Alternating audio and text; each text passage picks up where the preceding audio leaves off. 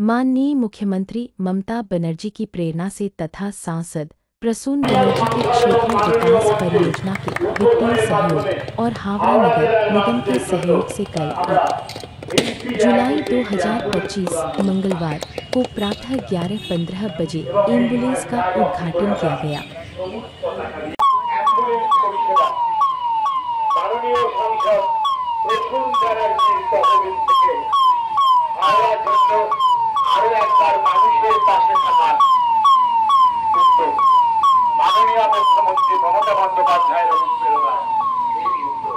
আমার আন্তরিক ধন্যবাদ কৃতজ্ঞতা জানাবো আমাদের এন্টায়ার হাওড়া পৌর নিগমের সমস্ত স্টাফের পক্ষ থেকে এবং হাওড়াবাসীর পক্ষ থেকে যে আজকে আমাদের 4 ওয়ার্ডের বিজয়ী সাংসদ প্রসূন বন্দ্যোপাধ্যায় উনি ওনার সাংসদ তহবিল থেকে আজকে আমাদের একটা অত্যাধুনিক অ্যাম্বুলেন্স উনি আমাদের দিলেন।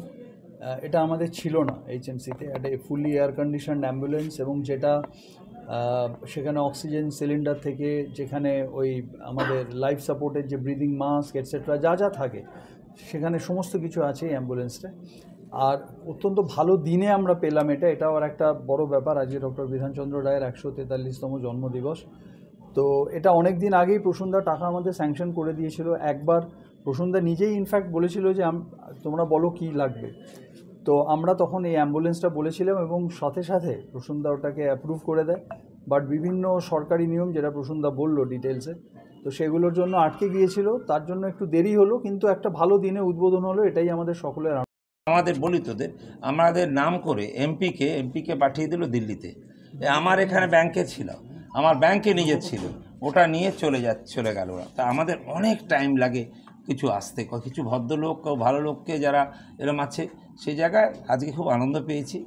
বৃষ্টি পড়ছে দেখলাম, নিশ্চয়ই তা ঈশ্বর আশীর্বাদ করছে। আর যে সময় করছেন সেটা তো সবচেয়ে বড় মানুষ ছিলেন, সেই জন্য তার প্রতি শ্রদ্ধা জানিয়ে সুজয় একটা বিরাট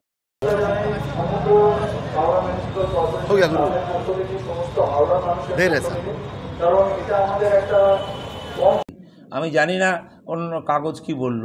আমি এই আন্ডারপাসটাকে চাইছি আজ না 9 বছর ধরে। আমি বারবার বলছি হ্যাঁ বলছে, আর এখানে এসে মন্ত্রী চলে যায়, সেই জন্যই আমার খারাপ ব্যাপার। তবে এইটা খুব ভালো লেগেছে আজকে এসে করা হয়েছে।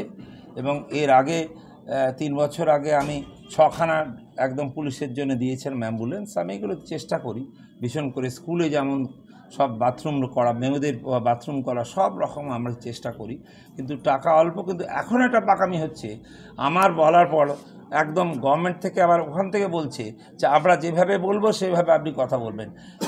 এমপিকে এই বলে দিন, এমপি করতে হবে না, এমপি থাকবে না, এমপি পয়সাটা দেবে আর এটা করবে। এটা খুব ভীষণ ব্যাপার একদম।